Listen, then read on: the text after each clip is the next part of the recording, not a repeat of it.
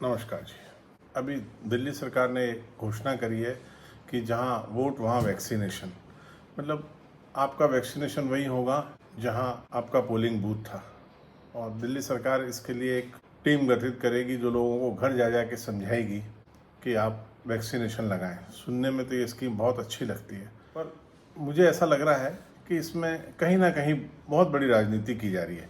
एक तो ये याद दिलाया जा रहा है कि जहां बूथ है वहीं वैक्सीनेशन, मतलब वहीं वोट डालिए आप, जो इसको करा रहा है उसको वोट डालिए। क्योंकि यदि ऐसा नहीं होता तो दिल्ली सरकार ने एक स्कीम शुरू करी थी जिसको बहुत प्रचारित किया गया था, मोहल्ला क्लिनिक, जहां हर तरह की स्वास्थ्य सुविधाओं का प्राइमरी इलाज हो सकता था। तो उनको सेंटर क्यों नहीं बनाया गया? क्योंकि वहां तो स्वास्थ्य की सब सुविधाएं उपलब्ध थी, डॉक्टर भी उपलब्ध रहता है और बाकी सुविधाएं भी उपलब्ध रहती हैं। तो उस सेंटर को बड़े आसानी से वैक्सीनेशन सेंटर बनाया जा सकता था, नई कोई व्यवस्था करनी पड़ती। पर नहीं, पोलिंग बूथ को बनाया गया। अब इसमें वैक्सीनेशन किसको होगा? जो 45 से प्लस होंगे उन व्यक्तियों को वैक्सीनेशन किया जाएगा जिनके लिए सेंट्रल गवर्नमेंट वैक्सीनेशन दे रही है। अब उसका फ़ायदा कहीं सेंट्रल गवर्नमेंट को ना हो जाए, इसलिए इसमें ये जुमला जोड़ दिया गया कि जहां बूथ वहां वैक्सीनेशन, जिससे लगे कि स्टेट गवर्नमेंट करा रही है, जबकि ये वैक्सीन सेंट्रल गवर्नमेंट उपलब्ध करा रही है। चलिए इसको भी भूल जाएं। अब हर मुद्दा मुख्यमंत्री को इसकी घोषणा करनी पड़ती है, एक प्रेस कॉन्फ्रेंस करनी पड़ती है।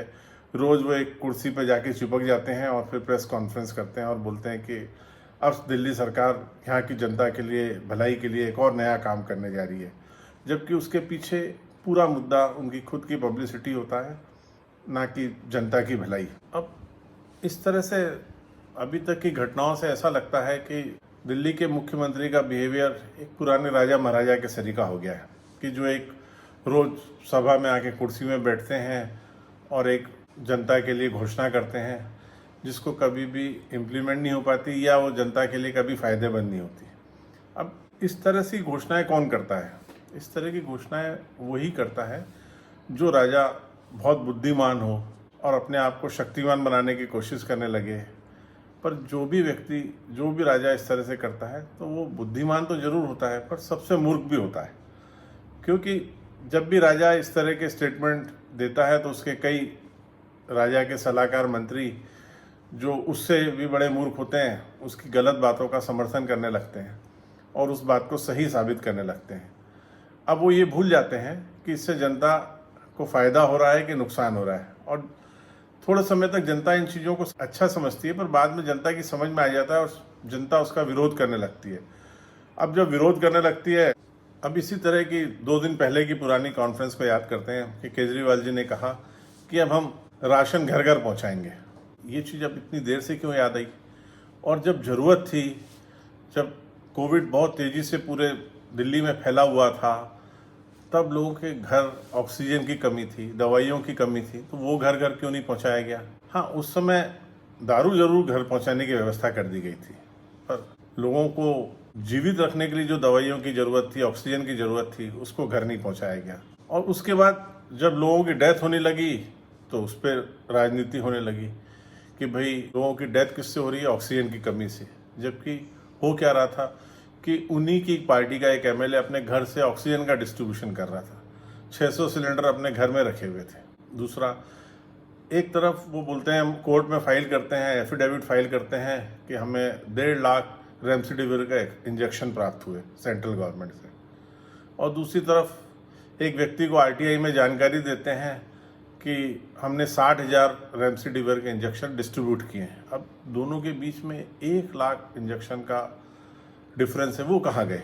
मतलब वो इधर उधर कर दिए गए या अपने चहेतों को बांट दिए गए। इस तरह से जनता को किसी तरह से तकलीफ पहुंचाने के काम हुए। और वो राजा ऐसा समझता है कि जनता मूर्ख है जो इन चीज़ों को नहीं देख रही है, पर जनता मूर्ख नहीं है, जनता समझदार है। वो समय का इंतजार कर रही है, जब समय आएगा तो वो आपको मूर्ख बनाएगी। और मैं सोचता हूँ केजरीवाल जी इसको बहुत तेज़ी से समझने लगे हैं, इसीलिए उनके अंदर छटपटाहट होने लगी है और वो हर दोष अब के लिए किसी ना किसी को ढूंढते हैं, उस पर डालने की कोशिश करते हैं, चाहे वो सेंट्रल गवर्नमेंट हो या कभी राज्यपाल हो। तो इस तरह से कब तक चल पाएगा? और किसी न किसी दिन वो अपने जाल में फंस जाएंगे, और जब फंस जाएंगे तब उनकी छटपटाहट बहुत उनको तकलीफ देगी। मैं ऐसा सोचता हूँ कि राजनीति में जब व्यक्ति गद्दी से हटता है तो उसको बहुत तकलीफ होती है और जीवन उनका बहुत कष्टमय हो जाएगा, ऐसा मुझे लगता है। तो मैं समझता हूँ कि अभी भी समय है कि केजरीवाल जी इस चीज़ को समझें और एक सामान्य जनता के लिए एक सामान्य से छोटे छोटे काम करना शुरू करें जिससे जनता को फ़ायदा हो। मैं आशा करता हूँ इस पे वो ध्यान देंगे। धन्यवाद।